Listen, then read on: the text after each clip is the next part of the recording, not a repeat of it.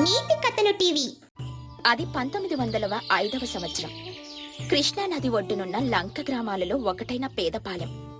ఆకాశంలో ఇంకా నక్షత్రాలు మినుకుమినుకుమంటూ ఉన్నాయి. ఊరంతా ప్రశాంతమైన నిద్రలో ఉంది. కాని ఆ ఊరి చివరున్న లింగయ్య పొలంలో మాత్రం అలికిడి మొదలైంది.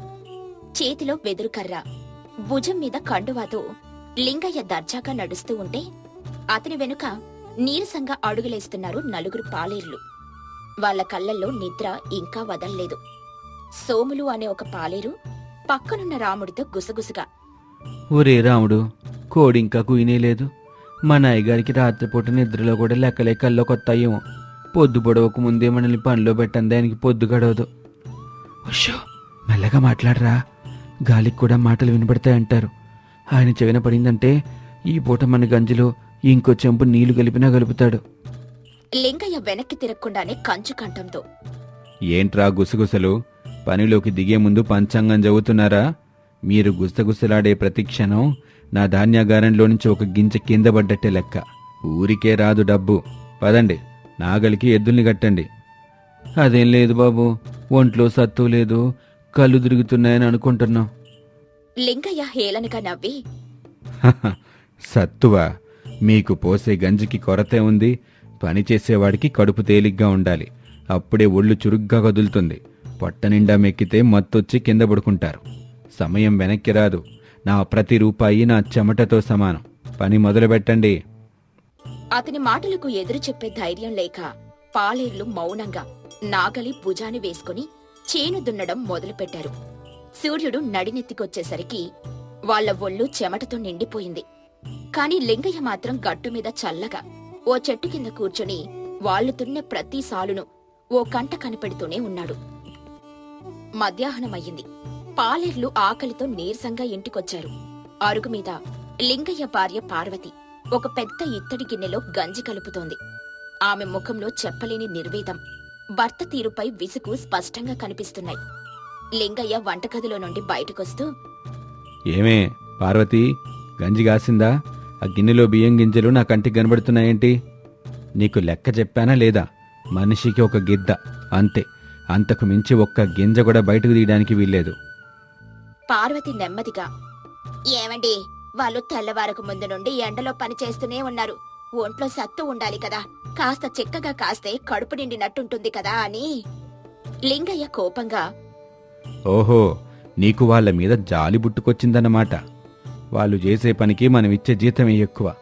ఆ జాలి కాస్త డబ్బు మీద చూపించు. ఆ బియ్యం బస్తా నా రక్తం మరిగించి సంపాదించింది. ఇంకో 2 చెంబులు నీళ్లు పోసి దాన్ని పలచం చేయి, అప్పుడు సరిపోతుంది. పార్వతి కళ్ళల్లో నీళ్లతో, వద్దండి, ఎప్పటికీ అది తాగడానికి గంజిలా లేదు, వేడి నీళ్ళలా ఉంది. పాపం, ఆకలితో ఉన్న వాళ్లకు ఇంత అన్యాయం చెయ్యొద్దండి. లింగయ్య స్వరం పెంచి, నీకు నాకంటే ఎక్కువ తెలిసిపోయిందా? నా ఇంట్లో ఉంటూ నా ఆజ్ఞ ధిక్కరిస్తావా? చెప్పింది మర్యాదగా చెయ్యి, లేదంటే ఈ పూట ఆ నీళ్లు కూడా వాళ్ళకి దక్కవు. మనకున్న ఆస్తి చూసి ఊరంతా నన్ను శ్రీమంతుడు అనుకుంటారు. కానీ ఆ శ్రీమంతం వెనక నా పొదుపుంది.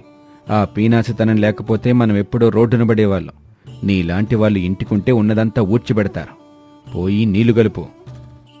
భర్త కఠినమైన మాటలకు పార్వతి గుండె పరువెక్కింది. మౌనంగా కన్నీళ్లు దిగమింగుకుంటూ గిన్నెలో మరిన్ని నీళ్లు కలిపింది. ఆ నీళ్లలాంటి గంజిని చూసి పాలేర్లు నిరాశగా నిట్టూర్చి అదే అమృతంలా భావించి తాగి మళ్లీ చేనుకు బయలుదేరారు. ఆ రోజు ఏకాదశి. పార్వతి స్నానం చేసి దేవుడికి దీపం పెట్టడానికి ఊరి చివరున్న రాములవారి గుడికి బయలుదేరింది. ఆమె మనసు బాగోలేదు. భర్త ప్రవర్తన ఆమెను రోజూ వేధిస్తుంది. ఇంత సంపద ఉండి కూడా కనీసం నలుగురికి ఇంత అన్నం పెట్టలేని ఈ బతికెందుకని బదరపడుతోంది. గుడిబెట్ల దగ్గర ఒక ముసలమ్మ నీరసంగా కూర్చునుంది. ఆమె కట్టెలు పుల్లలై కళ్ళు లోతుకుపోయున్నాయి. ఆవిడ ఎవరినీ ఏమీ అడగడం లేదు. కాని ఆమె చూపుల్లో ఆకలి స్పష్టంగా కనిపిస్తోంది. పార్వతి ముసలమ్మ దగ్గరికెళ్ళి, అవ్వా, బాగున్నావా? ఒంట్లో బాగాలేదా? ముసలమ్మ చిన్నగా నవ్వి, ఏం లేదమ్మా, కడుపులో మంటగా ఉంది. 2 రోజులైంది గొంతులో మెతుకుపడి. ఉన్న ఒక్క కొడుకు పట్నం పోయాడు. నా బాగోగోలు చూసేవాళ్లు లేరు. పార్వతి గుండె తరుక్కుపోయి, మా ఇంటికి రా అవ్వా, కాస్త గంజి తాగుదువు గాని. ముసలమ్మ ఆత్మాభిమానంతో, వద్దమ్మా, చెయ్యి చాచి తీసుకునే అలవాటు లేదు. ఆ దేవుడు ఎన్నాళ్ళు రాసి పెడితే అన్నాళ్ళుంటాను. నువ్వు వెళ్ళి దండం పెట్టుకో తల్లి. పార్వతి గుడిలోకి వెళ్ళింది కాని ఆమె ధ్యాసంతా ఆ ముసలమ్మ మీదే ఉంది. దేవుడి ముందు కళ్ళు మూసుకుంటే ఆమెకు దేవుడి రూపం బదులు ఆ ఆకలి కళ్ళు కనిపించాయి. స్వామి, ధాన్యాగారంలో బస్తాల కొద్దీ ధాన్యం పెట్టుకొని కనీసం ఒక్క మనిషి ఆకలి కూడా తీర్చలేకపోతున్నాను, నన్ను క్షమించు అని మనసులోనే వేడుకుంది. ఏదో ఒకటి చెయ్యాలన్న ఆశ పుట్టింది. సాయంత్రం నీళ్ల కోసం పార్వతి ఊరి బావి దగ్గరికెళ్ళింది. అక్కడ ఎప్పట్లాగే ఊరి ఆడవాళ్లంతా చేరి కబుర్లు చెప్పుకుంటున్నారు. పార్వతిని చూడగానే వాళ్ల సంభాషణ ఆమె వైపు మళ్ళింది. ఏమే పార్వతి, విన్నావా సంగతి? మీ ఆయన పొలం కట్టు మీద రాత్రిపూట కూడా కాపలా కాస్తున్నాడట. ఎవరైనా ఒక కంకి దొంగలిస్తారేమోనని భయమట. లక్ష్మి ఎగతాళిగా నవ్వి, దానికేముందిలే, మొన్న సంతలో మా ఆయన చూశాడట. బేరం ఆడి ఆడి చివరికి వాడిచ్చిన దానికంటే ఇంకో ఆడ తగ్గించమని కూర్చున్నాడట. ఆఖరికి ఆ కూరగాయలు వాడు ఉసికొచ్చి నీలాంటోడికి అమ్మడం కంటే పశువులకు వేయడం నయ్యమని మొహం మీదే అన్నాడట. పార్వతి బాధను అణుచుకుంటూ, అదంతా అబద్ధమక్క. ఆయనకి డబ్బు విలువేంటో తెలుసు, అందుకే పొదుపుగా ఉంటారు. దాన్ని పొదుపనరమ్మా, పిసినిగొట్టుతనం అంటారు. చూడు, నీ మెదడులో ఒక్క నగలేదు, ఒంటి మీద మంచి చీర లేదు. ఆస్తంతా భూమిలో పాతి పెట్టడానికేనా? కట్టుకున్న పెళ్ళాన్ని కూడా సుఖపెట్టలేని మొగడు ఎందుకమ్మా? ఆ మాటలు పార్వతి గుండెల్లో సూదుల్లా గుచ్చుకున్నాయి. ఆమె ఒక్క మాట కూడా మాట్లాడకుండా నీళ్ల బిందె ఎత్తుకుని వేగంగా ఇంటికి నడిచింది. ఆమెకు ఒంటరితనమంటే ఏంటో ఆ రోజు తెలిసొచ్చింది. రోజులు గడి ఆ ఏడాది వానలు ముఖం చాటేశాయి. ఊరంతా కరువు ఛాయలు అలుముకున్నాయి. చెరువులు ఎండిపోయి నేల బీటలు వారింది. తాగడానికి గుక్కడి నీళ్ల కోసం జనం అల్లాడడం మొదలుపెట్టారు. గ్రామ పంచాయతీ దగ్గర ఊరి జనం సమావేశమయ్యారు. శంకరయ్య పరోపకారి రైతు. రెడ్డిగారు, పరిస్థితి చేయిదాటిపోతుంది. ఊరి బావుల్లో ఊట ఆగిపోయింది. మనందరిది ఒకటే దారి. లింగయ్య పొలంలో ఉన్న బావిలో ఇంకా నీళ్లున్నాయి. మనమంతా వెళ్ళడిగితే కాదనకుండా ఇస్తాడు. లింగయ్య జనంలో నుండి ముందుకొచ్చి, ఎవరన్నారు నేను కాదన్నని? ఆ బావి నేను నా సొంత డబ్బుతో నా పొలం కోసం దవ్వించుకున్నాను. నా పంటకే ఆ నీళ్లు సరిపో. మీకు నేనెక్కడి నుంచి ఇవ్వాలి? లింగయ్య, కొంచెం అర్థం చేసుకో. ఇది వ్యాపారం కాదు, ప్రాణ సమస్య. పశువులు గొంతెండి చచ్చిపోతున్నాయి. మనుషులకే తాగడానికి నీళ్లుండటం లేదు. అయితే నన్నేం చేయమంటారు? నా పంటను ఎండగట్టి మీ పశువుల దాహం తీర్చమంటారా? నా బావిలో నీళ్లు నావి. దానిమీద ఎవరికీ హక్కు లేదు. ఎవరి దాహం వాళ్ళదే. లింగయ్య, ఇది ధర్మం కాదు. ఆపదలో ఉన్నప్పుడు ఆదుకోవాలి. ఊరి కట్టుబాటును మీరొద్దు. లింగయ్య నిర్లక్ష్యంగా, ధర్మాలు కట్టుబాట్లు కడుపు నింపవు రెడ్డిగారు. నా ధాన్యం నన్ను నా కుటుంబాన్ని కాపాడుతుంది. నా బావి నీళ్లు నా పంటను కాపాడతాయి. అంతకు మించి నాకు వేరే ప్రపంచం లేదు.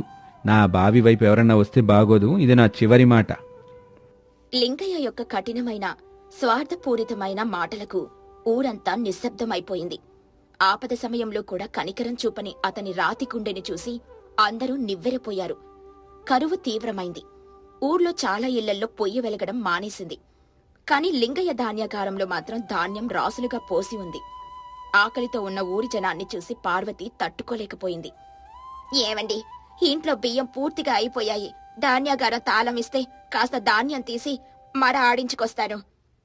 లింగయ్య అనుమానంగా చూస్తూ, అప్పుడే అయిపోయాయా? మీరు తినడానికే బుట్టారా? సరే, ఇదిగో తాళం.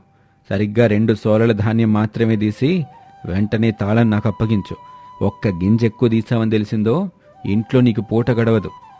పార్వతి ధాన్యాగారంలోకి అడుగుపెట్టింది. అక్కడ బస్తాల కొద్దీ ఉన్న ధాన్యాన్ని చూసి ఆమె కళ్ళు చెమర్చాయి. ఇంత ఉండి కూడా గుప్పెడు గింజల కోసం ఇంతమంది అల్లాడుతున్నారు. ఆమె మనసులో భయం స్థానంలో ధైర్యం వచ్చింది. ఆమె 2 సోలలకు బదులు 4 సోలల ధాన్యం తీసింది. 2 సోలల గిన్నెలో పోసి మరో 2 సోలలు రహస్యంగా ఒక చీర కొంగులో మూట కట్టుకుంది. లెక్క సరిగ్గానే తీసావా? పార్వతి గుండె వేగంగా కొట్టుకుంటున్నా ధైర్యం నటిస్తూ, మీరే కదా చెప్పారు 2 సోలలు, అంతకంటే ఎక్కువ తీసే ధైర్యం నాకుందా? ఇక లింగయ్య ఆమెను ఒక్కసారి కళ్ళల్లోకి సూటిగా చూసి ఏమీ అనకుండా వెళ్లిపోయాడు. ఆ రాత్రి అందరూ నిద్రపోయాక పార్వతి ఆ కొంగు మూటలోని ధాన్యాన్ని తీసుకుని గుడి దగ్గర కనిపించిన ముసలమ్మ గుడిసె తలుపు తట్టి ఆమె చేతిలో పోసి ఒక్క మాట కూడా మాట్లాడకుండా చీకటిలో కలిసిపోయింది. ఇది భర్తకు తెలియకుండా ఆమె చేసిన మొదటి సహాయం. ఆ సహాయం ఆమెకు చెప్పలేని సంతృప్తిని, ఆత్మస్థైర్యాన్ని ఇచ్చింది. పార్వతి రహస్యంగా ముసలమ్మకు సహాయం చేసి 2 రోజులైంది. ఆ విషయం ఎవరికీ తెలియదని ఆమె అనుకుంది కాని లింగయ్య కళ్ళు గద్దకళ్ళు. అతని లెక్కలు ఎప్పుడూ తప్పవు. ఆ రోజు ఉదయం ఏ పని లేకుండా ధాన్యాగారం వైపు వెళ్లాడు. తాళం తీసి లోపలికి అడుగుపెట్టాడు. అన్నీ సరిగ్గానే ఉన్నాయి, కానీ నా కంటికి ఏదో తేడా కొడుతుంది. ఆ మూల బస్తా దగ్గర కొన్ని గింజలు కిందపడున్నాయి. నేనెప్పుడూ ఇంత అజాగ్రత్తగా ఉండను. అలా నేల మీదున్న గింజలను చేతిలోకి తీసుకుని హ్మ్, ఎవరో వచ్చినట్టుంది. అతను నేరుగా వంటగదిలో ఉన్న పార్వతి దగ్గరికి వచ్చాడు. ఆమె కూరగాయలు తరుక్కుంటోంది.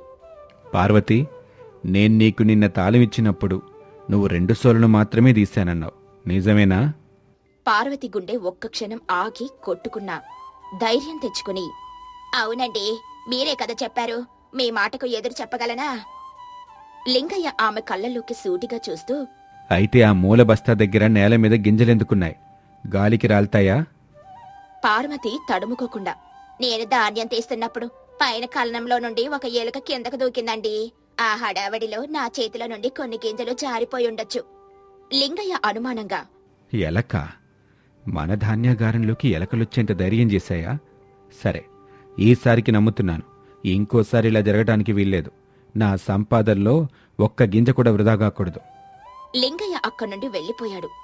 కాని పార్వతికి అర్థమైంది తన భర్త తనను అనుమానిస్తున్నాడని. ఆమె మనసులో భయం మొదలైంది. ఊర్లో కరువు రోజురోజుకి పెరిగిపోతోంది. తాగడానికి నీళ్లు లేక, తినడానికి తిండి లేక జనం అల్లాడిపోతున్నారు. ముఖ్యంగా మంచి మనసున్న శంకరయ్య కుటుంబం చాలా ఇబ్బంది పడుతుంది. అతను తన దగ్గరున్న కొద్దిపాటి ధాన్యాన్ని కూడా ఊరి జనానికి పంచిపెట్టాడు. ఆ విషయం పార్వతికి తెలిసింది. బావి దగ్గర శంకరయ్య భార్య సీతమ్మ పార్వతికి కనిపించింది. సీతమ్మ ముఖం పీక్కుపోయింది. ఏంటి సీతమ్మ, అలా ఉన్నావు? ఒట్లో బాగాలేదా? సీతమ్మ కన్నీళ్లతో, ఏం చెప్పమంటావు పార్వతమ్మ, ఇంట్లో గింజ కూడా లేదు. మీ అన్నగారు ఊరి కోసం ఆలోచిస్తున్నారు కాని ఇంటి గురించి పట్టించుకోరు. ఆకలితో కడుపు మండిపోతుంది. సీతమ్మ మాటలు పార్వతిని కదిలించాయి. ఈసారి ధాన్యాగారం నుండి తీయడం ప్రమాదమని ఆమెకు బాగా తెలుసు. ఆమె ఇంట్లోకి వెళ్లి తన పెళ్లినాడు పుట్టింటి వాళ్లు పెట్టిన ఒక్కగానొక్క వెండి కడియాన్ని చూసింది. దాన్ని చూస్తూ ఒక్క క్షణం ఆలోచించింది. ఈ కడియం కంటే ఆకలితో ఉన్న మనిషి ప్రాణం గొప్పది. దీన్నమ్మి వచ్చిన డబ్బుతో వాళ్ళకి సహాయం చేస్తాను. ఈ విషయం ఆయనకు తెలియకూడదు. ఇక ఆ మరుసటి రోజు పార్వతి ఎవరికి చెప్పకుండా పక్క ఊరి సంతకు బయలుదేరింది. అక్కడ తన వెండి కడియాన్ని అమ్మి వచ్చిన డబ్బుతో బియ్యం, పప్పు కొనుక్కుని ఎవరికంటా పడకుండా రహస్యంగా సీతమ్మ ఇంటికి చేరింది. సీతమ్మ ఆశ్చర్యంతో, ఇవన్నీ ఏంటమ్మా, ఎక్కడివి? పార్వతి చేతులు పట్టుకుని, దయచేసి ఎక్కడవని అని అడగొద్దు. ఇది ఆ దేవుడు పంపాడనే అనుకో. నువ్వు మీ ఆయన ఆకలితో ఉండకూడదు. కానీ ఒక్కటే మాట, ఈ విషయం ఎవరికి తెలియకూడదు, ముఖ్యంగా మా వారికి. పార్వతి అన్ని జాగ్రత్తగానే చేసింది కాని నిజం ఎక్కువ కాలం దాగదు కదా. 10 రోజుల తర్వాత సంతలో లింగయ్యకు తెలిసిన వ్యాపారి ఒక అతను కలిశాడు. ఏమయ్యా లింగయ్య, బావున్నావా? మొన్న మీ ఆవిడ సంతకొచ్చి వెండి కడియం అమ్మి వెళ్ళింది. ఇంట్లో ఏమైనా ఆర్థిక ఇబ్బందులా? నువ్వు చెబితే నేను అప్పిచ్చేవానిగా. లింగయ్య ఒక్క క్షణం నిశ్చేష్టుడై, మా ఆవిడ కడియం అమ్మిందా? ఎప్పుడు? ఓ 10 రోజుల క్రితం. వచ్చిన డబ్బుతో బియ్యం బస్తా కొనుక్కెళ్ళింది. అలా లింగయ్యకు విషయం పూర్తిగా అర్థమైంది. అతని ముఖం కోపంతో ఎర్రబడింది. అతను నేరుగా ఇంటికొచ్చి వరండాల్లో కూర్చున్న పార్వతి ముందు నిలబడ్డాడు. లింగయ్య చల్లగా కాని కఠినంగా, నీ చేతికి ఉండాల్సిన వెండి కడియం ఎక్కడుంది పార్వతి? పార్వతి భయంతో వణికిపోతూ, అది అది మొన్న బావిలో నీళ్లు తోడుతుంటే జారి కింద పడిపోయిందండి. లింగయ్య పెద్దగా నవ్వి, అబద్ధం. సంతలో అమ్మి ఆ డబ్బుతో శంకరయ్య కుటుంబానికి బియ్యం కొనిచ్చావు, నిజమా కాదు? కాని ఆ క్షణం ఆమెలో ఏదో తెలియని ధైర్యం వచ్చింది. ఆమె తల పైకెత్తి భర్త కళ్ళల్లోకి సూటిగా చూసింది. అవును, నేనే అమ్మాను. నేనే వాళ్ళకి బియ్యం ఇచ్చాను. ఆకలితో చనిపోతున్న మనుషుల్ని చూస్తూ నేనుండలేను. లింగయ్య కోపంతో ఊగిపోతూ, నీకెంత ధైర్యం? నా ఆస్తిని దానం చేయటానికి నువ్వెవరు? ఆ శంకరయ్యకు దానాలు చేసేంత పొగరుంటే సంపాదించుకోమనాలి. పార్వతి శాంతంగా కాని స్థిరంగా, అది మీ ఆస్తి కాదు, మన ఆస్తి. అన్నిటికంటే ముఖ్యంగా అది మనిషి ప్రాణం నిలబెట్టడానికి ఉపయోగపడుతుంది. ధాన్యాగారంలో ధాన్యం కుళ్ళిపోవాలే గాని ఆకలితో ఉన్నవాడికి పెట్టకూడదనే మీ సిద్ధాంతం నాకు అర్థం కావడం లేదు. మనం సంపాదించేది మన కోసమే కాదు, అవసరంలో ఉన్న నలుగురికి సహాయం చేయడానికి కూడా. ఇదే నేను నమ్మే ధర్మం. లింగయ్య నిర్ఘాంతపోయి, ధర్మమా? నువ్వు నాకు ధర్మాలు చెప్తున్నావా? ఈ క్షణం నుంచి ఈ ఇంట్లో నీకు గింజ కూడా దక్కదు. నీ ధర్మమే నీ కడుపు నింపుతుందేమో చూస్తాను. ఆ రాత్రి ఇంట్లో ఎవరూ మాట్లాడలేదు. మరుసటి రోజు మధ్యాహ్నం ఊరి చివరి నుండి పెద్దగా అరుపులు కేకలు వినిపించాయి. ఊరి జనమంతా అటువైపు పరిగెత్తుతున్నారు. ఒకతను పరిగెడుతూ, అయ్యో, శంకరయ్య గారింటికి నిప్పంటుకుంది. గాలికి మంటలు పక్కిళ్ళకు కూడా వ్యాపిస్తున్నాయి.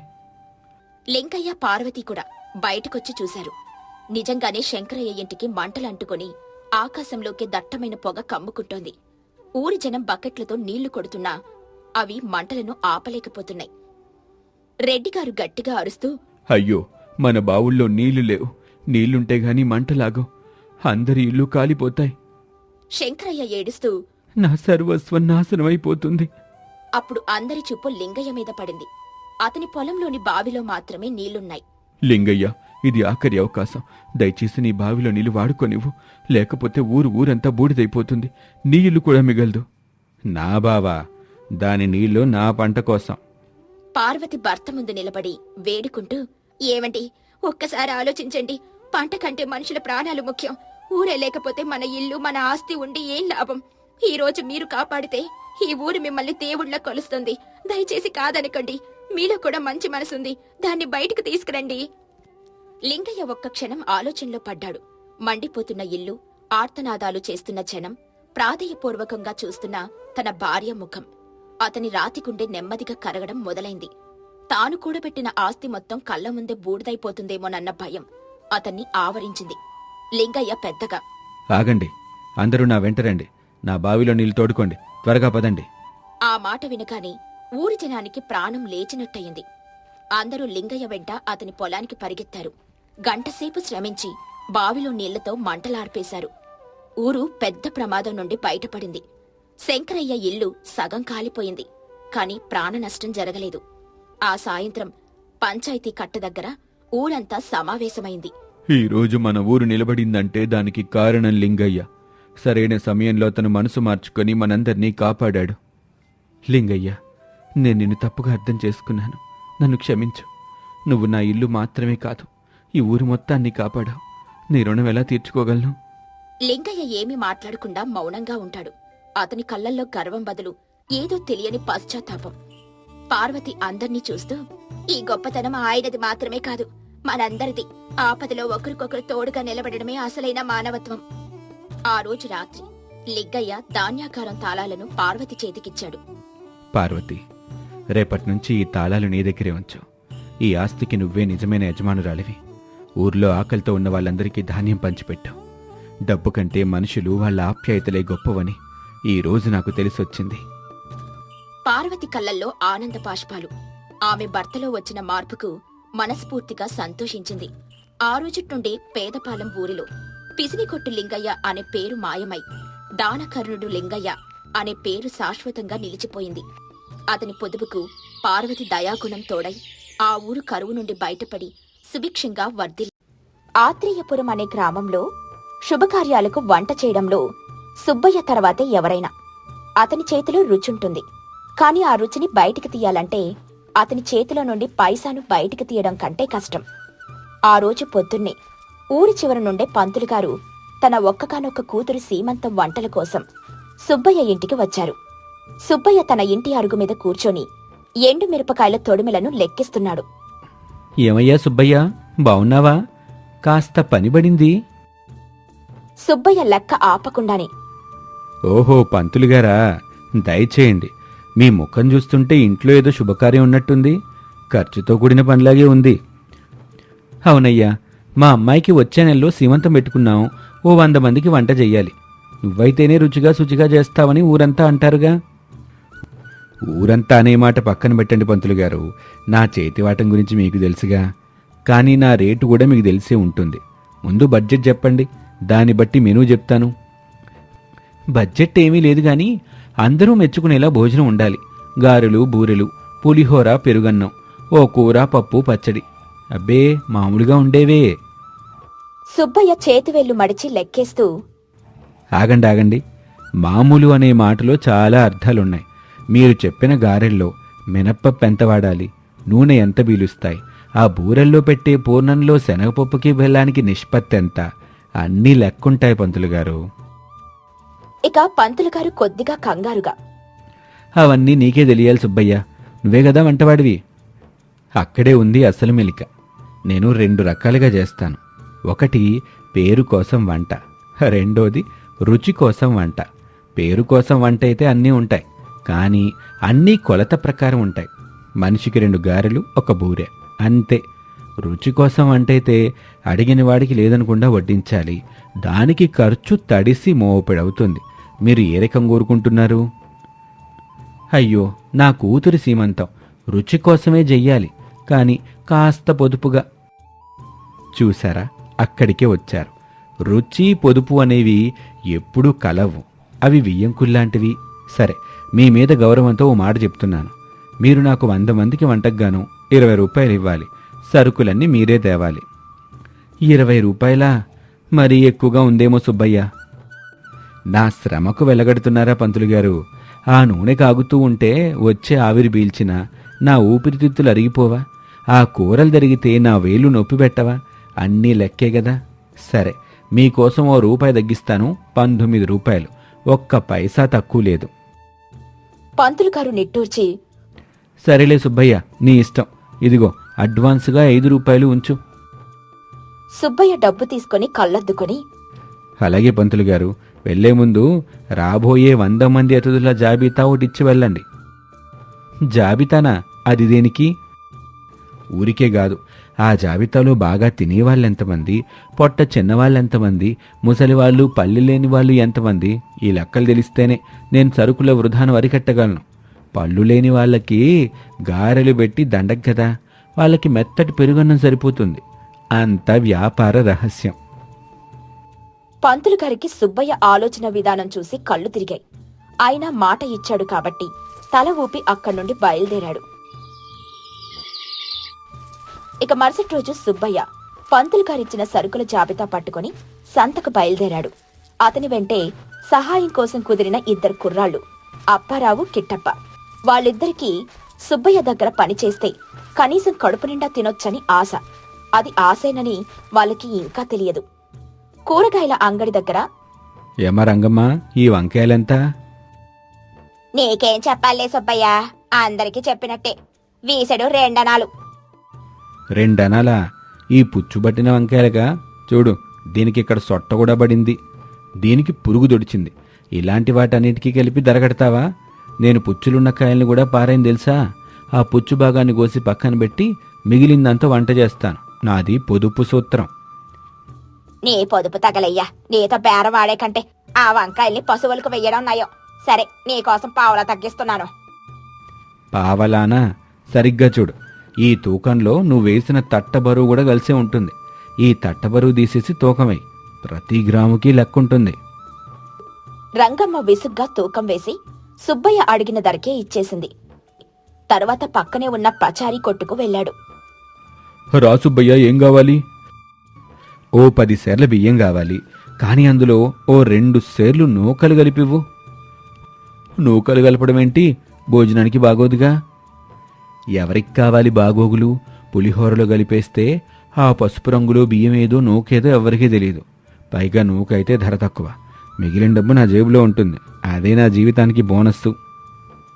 అతని మాటలు వింటున్న అప్పారావు, కిట్టప్ప ఒకరి ముఖాలొకరు చూసుకున్నారు. ఈయన దగ్గర పనిచేస్తే భోజనం దొరకడం మాట అటుంచి కనీసం రుచి చూసే అవకాశం కూడా ఉండదని వాళ్ళకి అర్థమైపోయింది. సీమంతం రోజు రానే వచ్చింది. పంతులు గారి ఇంటి పెరట్లో ఓ మూలన పెద్ద పొయ్యి మీద వంట మొదలైంది.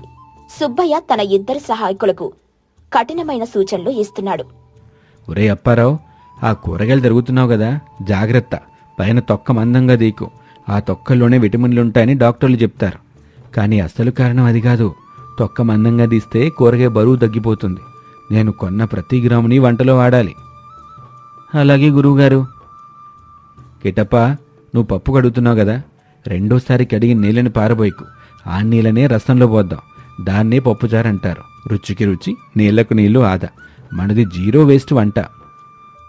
దీన్ని జీరో టేస్ట్ వంట అనాలేమో. సుబ్బయ్య పాయసంలో వేయడానికి జీడిపప్పు కిస్మిస్ తీస్తూ, అప్పారావు, ఇట్రా. ఈ 10 జీడిపప్పుల్ని 20 కిస్మిస్ల్ని తీసుకొని ఒక్కోదాన్ని 4 ముక్కలుగా పోయి. అప్పారావు ఆశ్చర్యంగా, 4 ముక్కలుగానా? అవి పొడైపోవా గురువుగారు? పొడైతేనే మంచిది.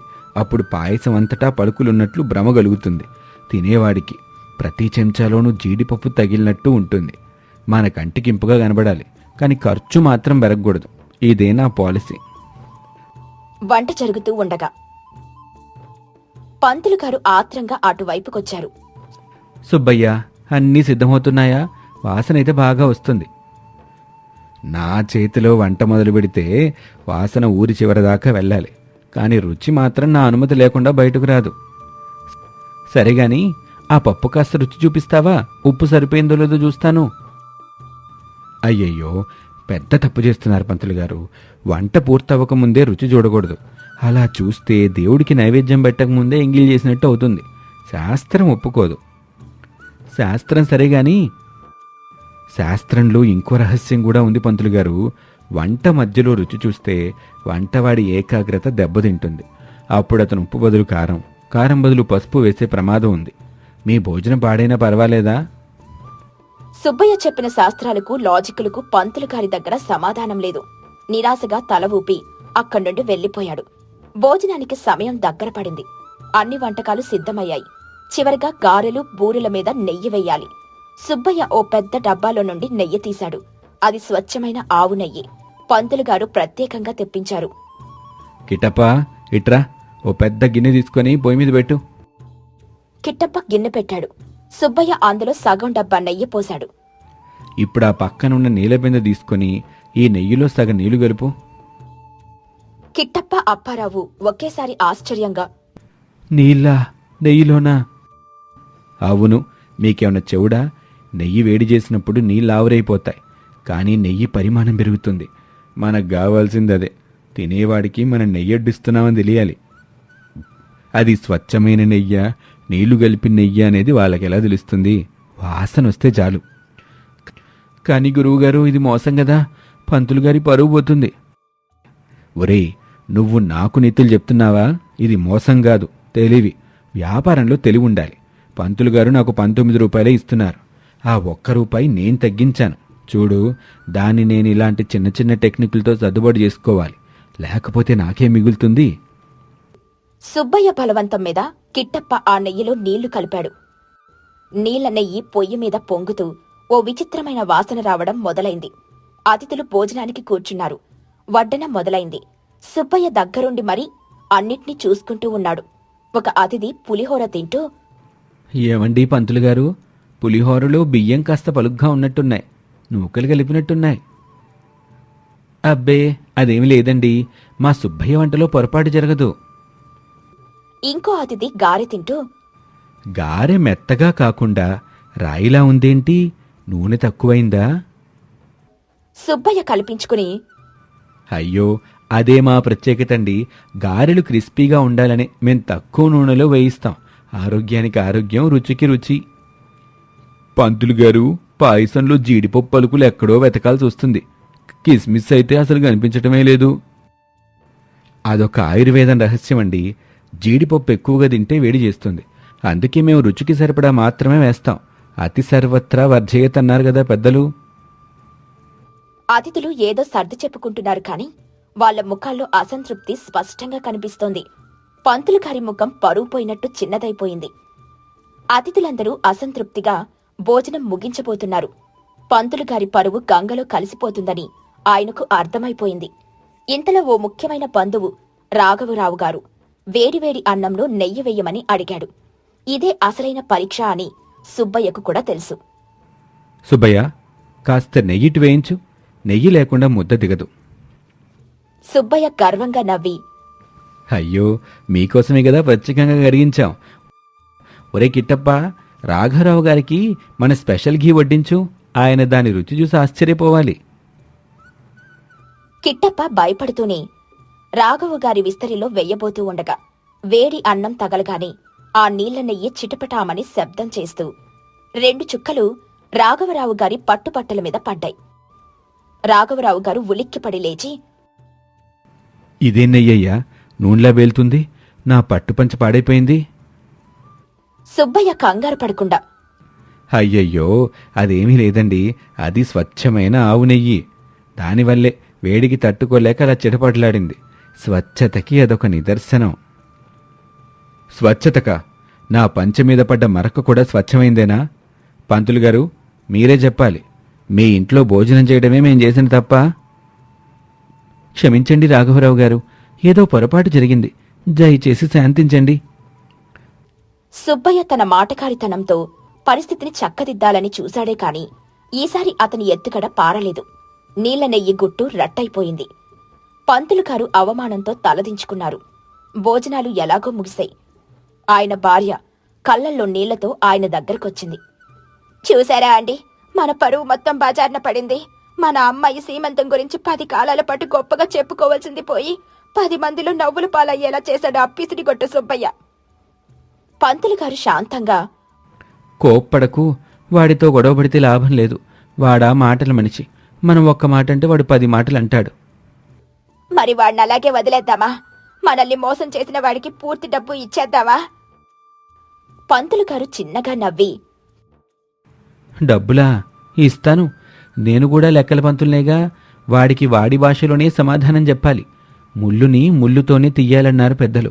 సుబ్బయ్య పిసినారితనాన్ని, వాడి తెలివితేటల్ని వాడికి వ్యతిరేకంగా వాడతాను, చూస్తూ ఉండు. అలా పంతులు గారి కళ్ళల్లోని మెరుపు చూసి ఆయన ఏదో గట్టి పథకమే వేశారని ఆయన భార్యకు అర్థమైంది. ఇక సాయంత్రం సుబ్బయ్య తన సహాయకులతో కలిసి సామాన్లు సర్దుకొని గర్వంగా పంతులు గారి దగ్గరికి వచ్చాడు. పంతులు గారు, మీ కార్యక్రమం అయితే దిగ్విజయంగా పూర్తయింది. చూసారా, ఒక్క మెతుకు కూడా వృధాగాల. నా లెక్క ఎప్పుడూ తప్పదు. ఇక మాకు రావాల్సిన 19 రూపాయలు ఇప్పిస్తే మేం బయలుదేరతాం. తప్పకుండా సుబ్బయ్య, నీలాంటి గొప్ప వంటవాడికి ఇవ్వకుండా ఉంటానా? నీ కష్టానికి తగ్గ ప్రతిఫలం ఇవ్వటం నా ధర్మం. రా, లోపలికి రా, దేవుడి ముందే ఇస్తాను. సుబ్బయ్య ఆనందంగా లోపలికి నడిచాడు. అప్పారావు, కిట్టప్ప కూడా ఆసక్తిగా వాళ్ల వెనకే వెళ్లారు. పంతులు గారు దేవుడి గదిలోకెళ్లి ఓ పళ్ళెం తీసుకుని వచ్చాడు. అందులో 10 రూపాయల వెండి నాణేలను పెట్టాడు. ఇదిగో సుబ్బయ్య, ఈ 10 రూపాయలు నువ్వు తయారు చేసిన వంటకాల జాబితాకి. పేరుకన్నీ ఉన్నాయి. గారెలు, బురులు, పులిహోర అన్నీ ఉన్నాయి. అందుకీ 10 రూపాయలు. సుబ్బయ్య సంతోషంగా, చాలా సంతోషం పంతులు గారు. మరి మిగతా 9 రూపాయలు? ఆగు సుబ్బయ్య, అక్కడికే వస్తున్నాను. పంతులు గారు లోపలికెళ్లి ఓ పాత మూటను తీసుకునొచ్చాడు. దాన్ని విప్పగానే అందులో నుండి చిల్లర నాణేలు, కొన్ని రాగి పైసలు బయటపడ్డాయి. ఇదిగో, ఇది మిగతా 9 రూపాయల చిల్లర. ఇదేంటి పంతులు గారు, ఈ చిల్లర సంతలో కూడా ఎవరూ తీసుకోరు. నాతో పరిహాసం ఆడుతున్నారా? పరిహాసం కాదు సుబ్బయ్య, నీ పద్ధతిలోనే చెల్లింపు చేయిస్తున్నాను. నువ్వు పులిహోరలో నూకలు గలిపావుగా, అలాగే నేను కూడా నా చెల్లింపులో మంచి నాణాలతో పాటు పాత నాణాల్ని కలిపాను. నాది కూడా 0 వేస్ట్ చెల్లింపు. ఇది అన్యాయం. అన్యాయమా? ఇంకా ఉంది, విను. పంతులు గారు ఆ చిల్లర మూటలో నుండి కొన్ని నాణాలు తీసి దూరం దూరంగా విసిరారు. ఇదిగో, ఈ చిల్లర నీ పాయసం కోసం. మేమందులో జీడిపప్పుని ఎలా వెతుక్కున్నామో నువ్వు కూడా నీ డబ్బుని అలాగే వెతుక్కో. సుబ్బయ్య మాటలు రాక నిలబడిపోయాడు. పంతులు గారు, ఇంకా అవ్వలేదు అని చెప్పి పంతులు గారు ఓ గ్లాసుడు నీళ్లు తీసుకుని మిగిలిన నాణేల మీద చల్లాడు. ఇది నీ నెయ్యికి సమాధానం. నేను కూడా నా చెల్లింపు పరిమాణాన్ని పెంచుతున్నాను. నీళ్లు చల్లటం వల్ల నాణాల విలువ పెరగదుగా, అలాగే నీళ్లు కలపడం వల్ల నెయ్యి రుచి కూడా పెరగదు. ఇప్పుడు చెప్పు సుబ్బయ్య, నా లెక్క సరిపోయిందా? పంతులు గారు చెప్పిన ప్రతి మాట సుబ్బయ్య గుండెల్లో బాణంలా కుచ్చుకుంది. అతను వంటగదిలో తన సహాయకులతో అన్న మాటల్ని పంతులు గారు ఇప్పుడు తన ముఖం మీదే చెబుతున్నాడు. అప్పారావు, కిట్టప్ప నవ్వాపుకోవడానికి పక్కకు తిరిగి నిలబడ్డారు. సుబ్బయ్యకు తాను చేసిన తప్పు పూర్తిగా అర్థమైంది. తాను డబ్బాదా చెయ్యాలనే పిసినారితనంతో తన వృత్తికి, తన పేరుకు ఎంత పెద్ద ద్రోహం చేశాడో తెలిసొచ్చింది. పంతులు గారు తనను తిట్టలేదు, కొట్టలేదు, కాని మాటలతోనే జీవితంలో మర్చిపోలేని గుణపాఠం నేర్పించారు. సుబ్బయ్య తలదించుకుని చిన్న స్వరంతో, క్షమించండి పంతులు గారు, నా కళ్ళు తెరిపించారు. నా తెలివి నన్నే మోసం చేసింది. మీరు చెల్లించింది సరైందే. నా వంటకు నా ప్రవర్తనకు ఇదే సరైన వెల. చూడు సుబ్బయ్య, నీ చేతిలో అద్భుతమైన విద్యుంది. దాన్ని డబ్బుతో కొలవకు. వంటవాడికి అసలైన సంపాదన డబ్బు కాదు, తినేవాళ్ల ముఖంలో కనిపించే దాని నవ్వు. ఈ రోజును అది కోల్పోయావు. ఆ పాత నాణేలను ఏరుకొని, మీరు చెప్పింది నిజం పంతులు గారు. నా నాణాలను నేను ఖర్చు పెట్టను. నా జీవితాంతం దాచుకుంటాను. నేను తప్పు చేయబోతున్న ప్రతిసారి ఈ నాణాలు నాకు గుర్తు చేస్తాయి. సుబ్బయ్య మౌనంగా ఆ నాణేలు మూటను తీసుకుని అక్కడి నుండి బయలుదేరాడు. అతని గర్వం, అహంకారం ఆ ఇంటిలోనే వదిలి వెళ్లాడు. ఆ సంఘటన తర్వాత సుబ్బయ్యలో చాలా మార్పొచ్చింది. కొన్ని నెలల తర్వాత ఊరిలో మరో పెళ్లి వంటలు. సుబ్బయ్య, సరుకుల జాబితా ఇదే. ఏమైనా మార్పులున్నాయా? అన్నీ బాగున్నాయండి, కానీ ఇందులో నెయ్యి కాస్త తక్కువ రాశారు. నా వంటలో నెయ్యికి కొద ఉండకూడదు. అలాగే బియ్యం కూడా నాణ్యమైనవి తీసుకోండి, నూకలు అస్సలొద్దు. కొత్త యజమాని ఆశ్చర్యంగా, నువ్వేనా సుబ్బయ్య ఇదంతా చెప్పేది? అవునండి, రుచిలో రాజీ పడితే మన పేరుకే నష్టం. కాకపోతే నా జీతం మాత్రం ఓ 2 రూపాయలు పెంచాల్సి ఉంటుంది. నాణ్యమైన వంటకి నాణ్యమైన వంటవాడికి వెలగట్టాలి కదా. సుబ్బయ్య గుణపాఠం నేర్చుకున్నాడు, కాని తన వ్యాపార లెక్కలను మాత్రం మర్చిపోలేదు. ఆ రోజుటి నుండి అతని వంటలు ఊరంతా ప్రసిద్ధి చెందాయి. ఈసారి రుచికి, నాణ్యతకు. అతని పిసినారితనానికైతే కాదు.